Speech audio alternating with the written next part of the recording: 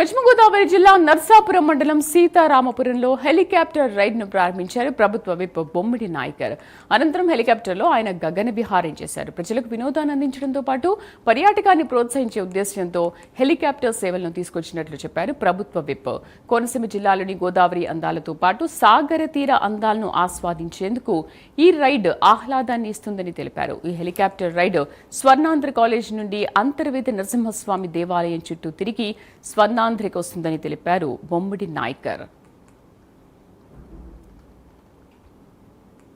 ప్రజలందరికీ కూడా నేను మనస్ఫూర్తిగా సంక్రాంతి శుభాకాంక్షలు తెలియజేస్తున్నాను. నేను ఏర్పాటు చేసినటువంటి హెలికాప్టర్ని ఇక్కడ తీసుకొచ్చి ఇక్కడ ఉన్న ప్రజలకు కూడా, ఎందుకంటే సంక్రాంతి చూసుకుంటే కనుక వేరే దేశాలు అవ్వచ్చు, లేకపోతే వేరే రాష్ట్రాల నుంచి కూడా వారి కుటుంబ సభ్యులు అందరూ కొత్తగా వచ్చేటువంటి అల్లులు కానీ పిల్లలు కానీ వారందరూ కూడా బయట చదువుకోవడానికి కానీ ఉద్యోగాలు చేసుకున్నటువంటి వారందరూ కూడా సంక్రాంతి సందర్భంలో ప్రతి ఒక్కరు కూడా వారి ఇంటికి వచ్చి వారి కుటుంబ సభ్యులతో పండుగ చేసుకునే విధంగా కూడా సంక్రాంతి పండుగకి ప్రతి ఒక్కరు వస్తున్నారు. కాబట్టి దాన్ని దృష్టిలో పెట్టుకుని అంటే ఒక ప్రత్యేకత, నరసాపురం నియోజకవర్గం ప్రత్యేకత మనం ఇవ్వాలన్న ఆలోచనతోటి ఇక్కడికి వచ్చినటువంటి ప్రజలందరికీ కూడా ఒక మంచి రైడ్, ఏదైతే రైడ్ ఉందో హెలికాప్టర్ని తీసుకొచ్చి దాని ద్వారా కూడా అంతా ఏదైతే మన హెలికాప్టర్ ద్వారా గోదావరి సముద్రం కలిసే అన్నా చెల్లెల గట్టు కానీ అంతర్వేది దేవాలయం కానీ హెలికాప్టర్ ద్వారా ప్రజలందరికీ చూపించే విధంగా కూడా ఇక్కడ ఈ హెలికాప్టర్ రైడ్ని తీసుకురావడం జరిగింది.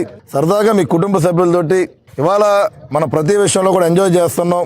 వేరే దేశాలు లేదా వేరే రాష్ట్రాలు వెళ్ళి ఇక్కడ చాపర్ అక్కడికి వెళ్ళి ఎక్కే పరిస్థితి ఉంది. మనకేంటంటే ఇక్కడ చూసుకుంటే కనుక నరసాపురానికి ప్రత్యేకంగా గోదావరి సముద్రం కలయిక, అదేవిధంగా ప్రత్యేకంగా మనం ఏదైతే లక్ష్మీ నరసింహస్వామి దేవాలయం మనం ఎంతో గొప్పగా పూజించుకునే దేవాలయం కూడా మనకు ఉంది. హెలికాప్టర్ ద్వారా వాటిని వీక్షించే విధంగా